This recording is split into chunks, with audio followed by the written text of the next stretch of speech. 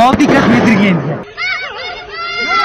अरे नहीं हम लोग फौज हैं, हम लोग बैठो हम लोग फौज हैं, बैठो।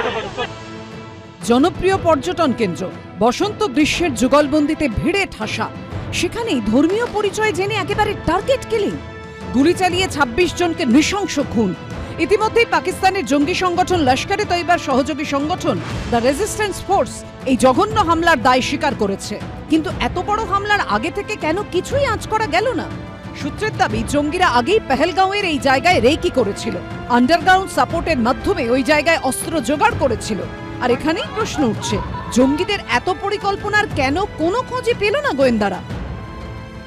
Inefficiency in every field, that is gathering advance intelligence. তোমরা সবাই জানো যে ওখানে গুলমার্গ, পেহেলগাম, সোনগা, এই যে তিনটে জায়গা, এটা চিরকালই এই জায়গাটা ভিড় হয় এবং সেই তখন জানো যে ভিড় হচ্ছে, তাহলে কেন ইন অ্যান্টিসিপেশন অ্যাটলিস্ট যে এদের সিকিউরিটিটা আরও মজবুত করি। একটা পুলিশকে দেখা যায়নি, বেশ কিছুক্ষণ পরে বোধহয় আর্মিরা এসেছিল।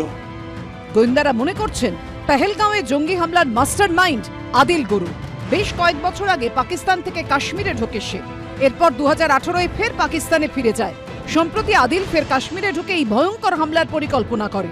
সূত্রের খবর, পর্যটকদের ওপর গুলি চালিয়েছিল 4 জঙ্গি, আরো 3 জঙ্গি পরিস্থিতির ওপর নজর রাখছিল।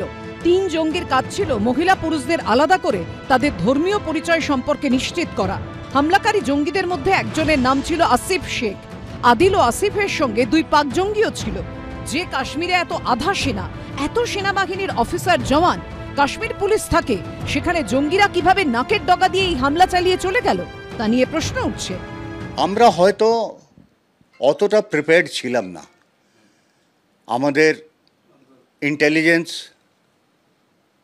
আর তারপরে সিকিউরিটি ডিপ্লয়মেন্ট সেরকমভাবে হয়তো ঠিক ছিল না, যার জন্য এটা হলো।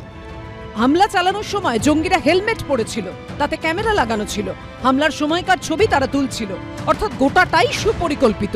এর জবাব কিভাবে দেবে মোদী সরকার, সেদিকেই তাকিয়ে গোটা দেশ। ময়ূর ঠাকুর চক্রবর্তী রিপোর্ট, এবিপি আনন্দ।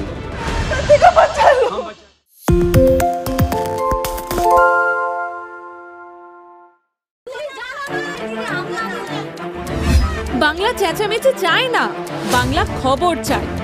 বাংলা খবর, বাংলার খবর। আরে চাটা দে। এই আমার একটা চা দেন। কি হলো আমারটা? বাংলা পক্ষপাত চায় না, বাংলা খবর চায়।